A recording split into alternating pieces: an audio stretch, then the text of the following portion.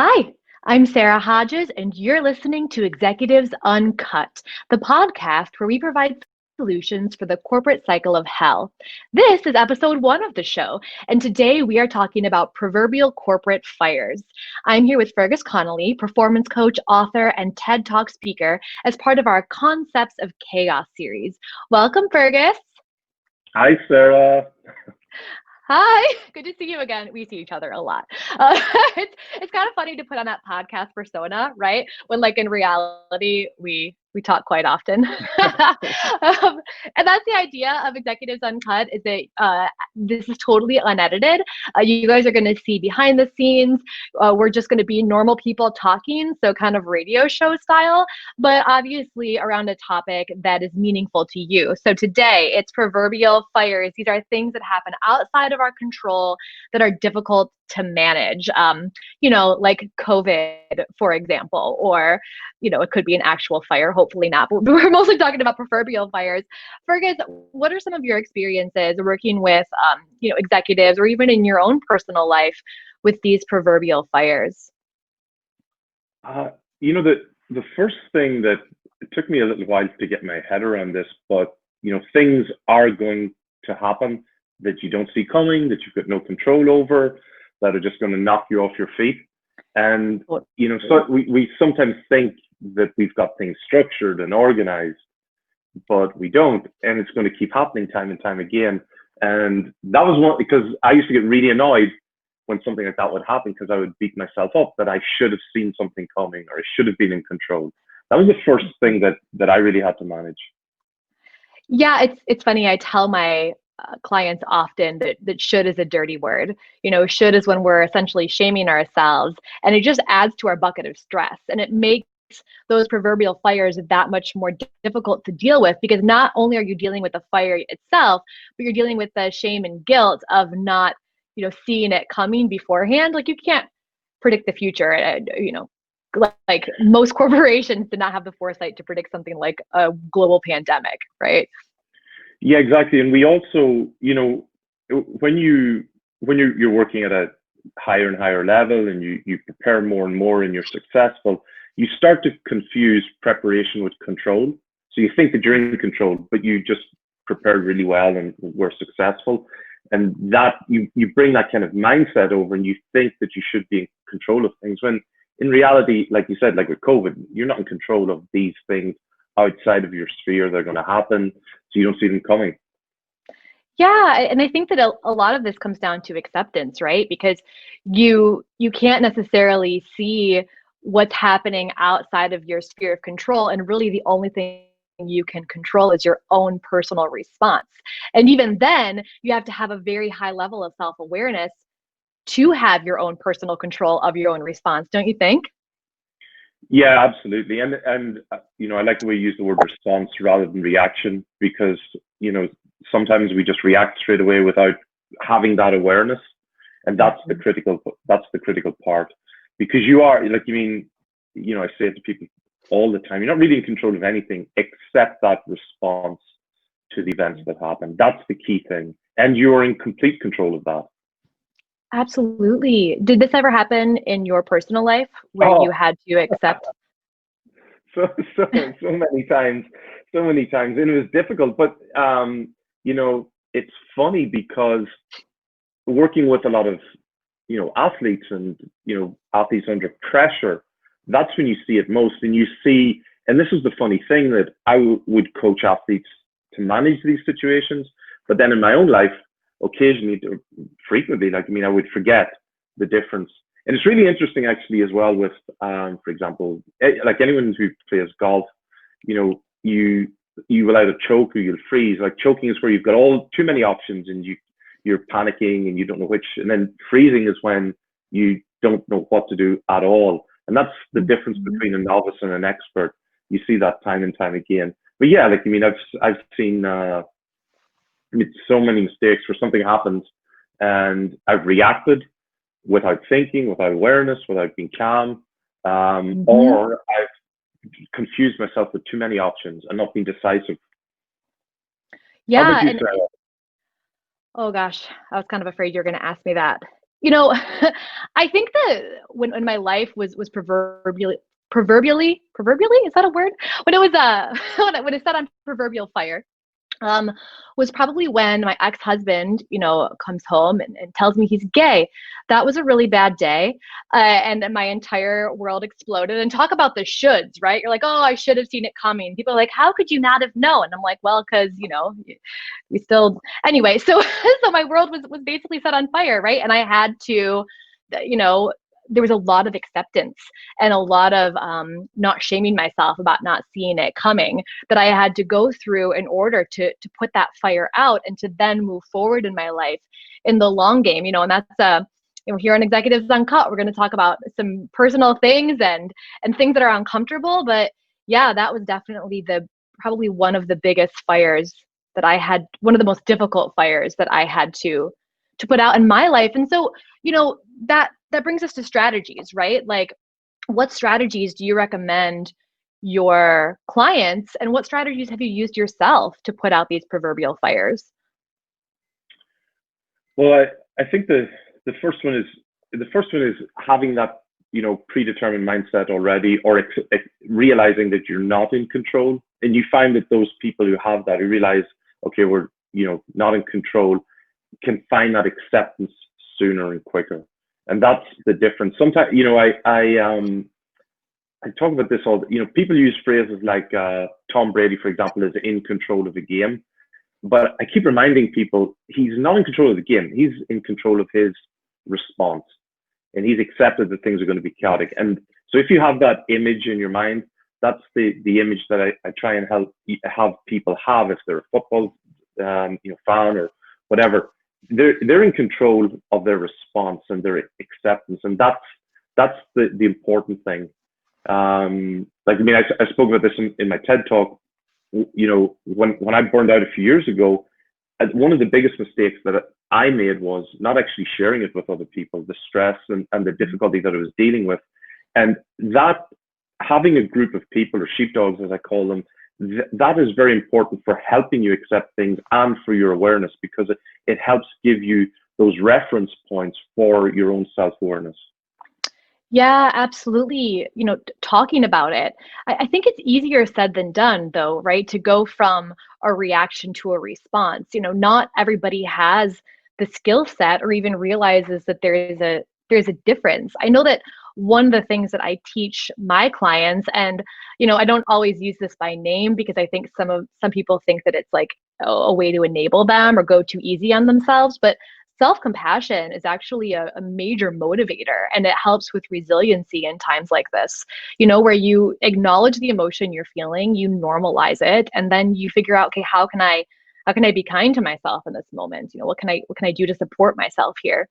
And what's really cool is that when that works well, it helps the individual soothe their stress response, and suddenly they're thinking of new ideas. They're thinking of solutions and a way to move forward instead of beating themselves up again and again and again about not being able to figure out what to do. I should have seen this coming, etc. Have you used that at all in your practice?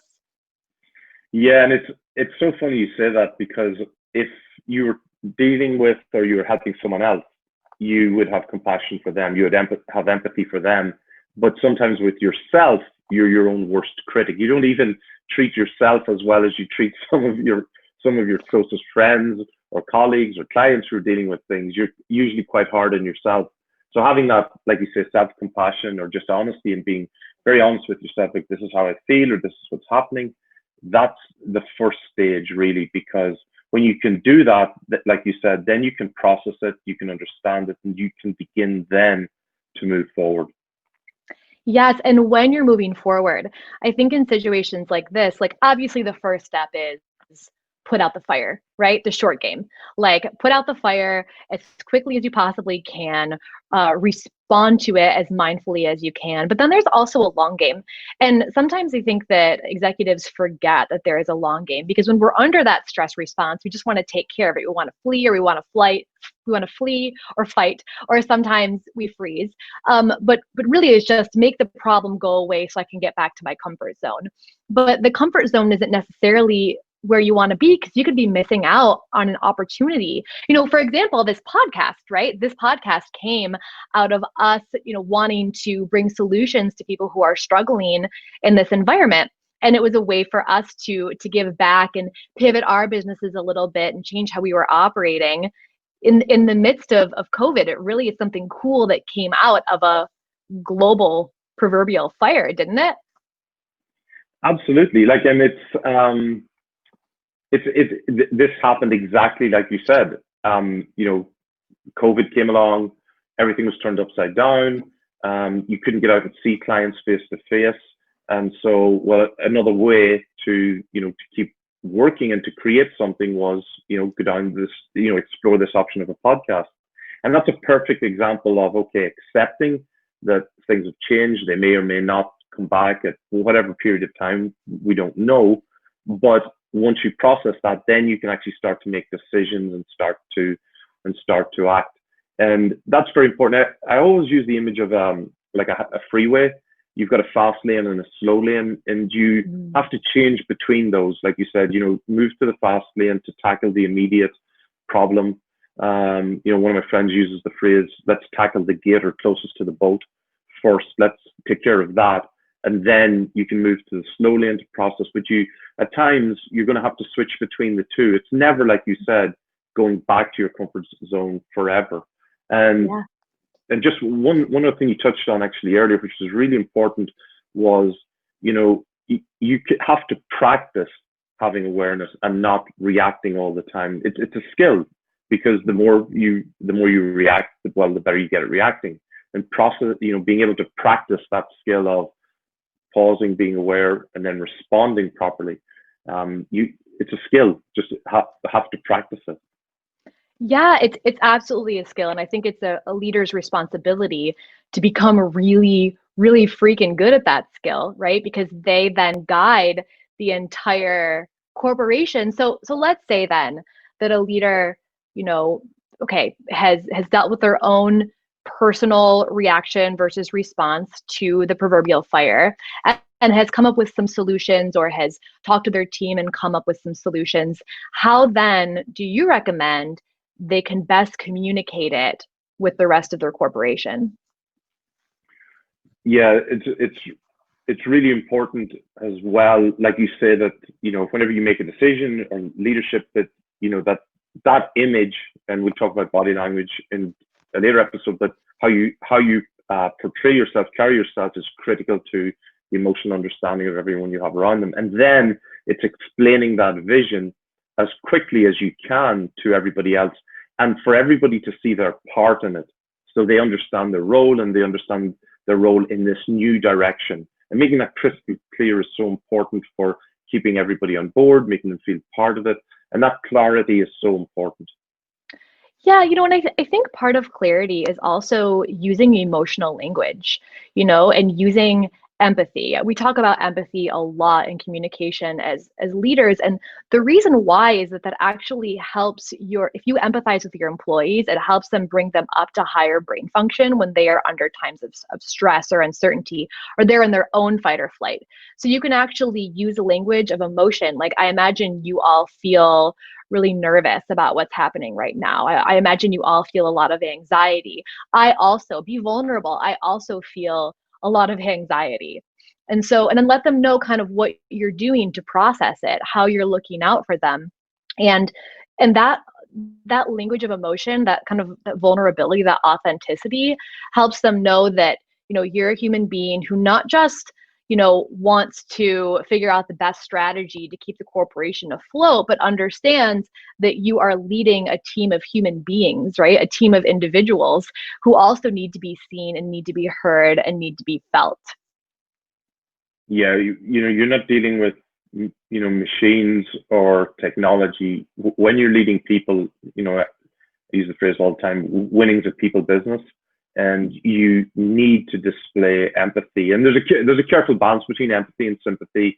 Too much emotion, but you have to show emotion, so people understand. They understand that you're dealing with it. They understand that it's normal. Like we spoke about at the beginning, having that compassion for oneself. When they see that you understand the significance, that you understand the potential consequences, the risk, the excitement actually as well with change that comes with change, because sometimes we only see, or we get drawn to magnifying the negatives only.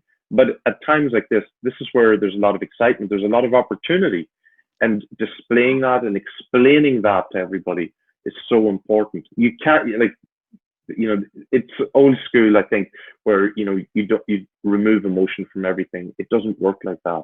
People make the majority of their decisions are based on emotional drivers.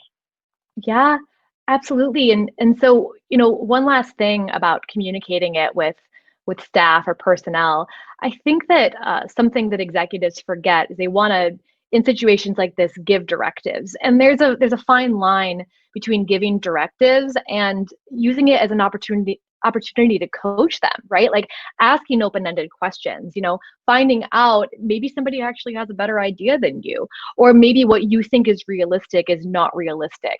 So asking them to, set their own agendas, their own follow-up, prioritize their own responsibilities and guide them in that process. Tell them what you need, but also be really open and honest about what's realistic. Because sometimes in these situations, we're like, nope, it's all hands on deck. But then the individual employee is also working with their own fires at home, or their own, especially in the COVID environment, you had a lot of people who were suddenly stay-at-home parents in addition to working full-time. They might not be able to fulfill the needs that you have for them. So, part of clarity isn't just, did I communicate it clearly, but did they understand what I was saying, and can they even, execute what I'm asking of them? And if not, how do we adjust? That's a conversation, right? That is different from just giving a dictatorial directive. Absolutely. And that starts with listening to everybody, like you say, because as well, people have different perspectives and may have a perspective that you hadn't considered. It may be opportunity, it may be limiting, it may be an amplifying perspective that you go, okay, that's actually a better way of doing things. And that's really, really important, because when you understand where your staff are coming from, then you can understand how best to help them fulfill this vision that you're sharing with them. And that's how people use the term buy-in, but that's how you generate a willingness. People feel part of this new direction if it's changed slightly, or this new vision if you pivoted. Yeah, I totally agree. So, considering all of that, knowing that these types of things are going to happen again, hopefully not a global pandemic, but some sort of proverbial fire is going to happen again, right? What advice do you give to executives that they can take away today to think about? Well, that's probably one of the most important things that you just mentioned. This is going to happen again. Not necessarily a pandemic, but there will be another fire. Somebody once told me, I forget who, it was a brilliant line. When I was struggling after my burnout and everything, they said to me, Fergus, after this storm, there will be another storm. You'll reach periods of calm, but there's going to come another storm. And so the lesson for me was, learn the principles of managing chaos, learn the principles of managing unforeseen events, because they'll happen again, probably most likely in our lifetime, never something on such a huge scale, but there'll be lots of small little chaotic events. So understand the principles, understand the awareness, the listening, the acceptance, and understand that there are, short and long game issues that you need to address quickly, and be decisive, be clinical about those decisions as a group, so that you have that group buy-in. Yeah. And I think too, is just a personal self-leadership practice to really practice that self-awareness piece. And when you notice yourself shooting all over yourself, okay, give yourself a little bit of a break, because the shooting on yourself and the guilt and the, oh, why could I, and I feel this responsibility and it's weighing on me, that's not going to help you think clearly. That's going to stick you in lower brain function. It's going to keep you stuck, as opposed to helping you move forward and setting plans for the long game. Absolutely. And that's the reason, that there are so many coaches and so many wonderful coaches who can help people, because It's almost like a sounding board for Mm-hmm. you to be able to share your perspective, share your thoughts, and talk them out so that you understand where you're coming from. And that helps your awareness because now you understand why you think a particular way, why maybe adjusting slightly or framing it differently helps you tackle these, again, chaotic, unforeseen events that are going to happen again. It's going to happen again. This is going to Gonna happen happen again. again. Yes. Oh, perfect. Well, thank you everyone for tuning in with us for this episode of Executives Uncut. Thank you, Fergus, for joining us today, and I hope you guys enjoyed our first episode of Concepts of Chaos. So if you enjoyed this content, make sure to subscribe and share with someone who could benefit from this talk. And if you want to see us again, visit us at hodgescoaching.com and click on podcasts for new episodes, or follow us at Hodges Coaching on social media. Thanks, and we'll see you next week.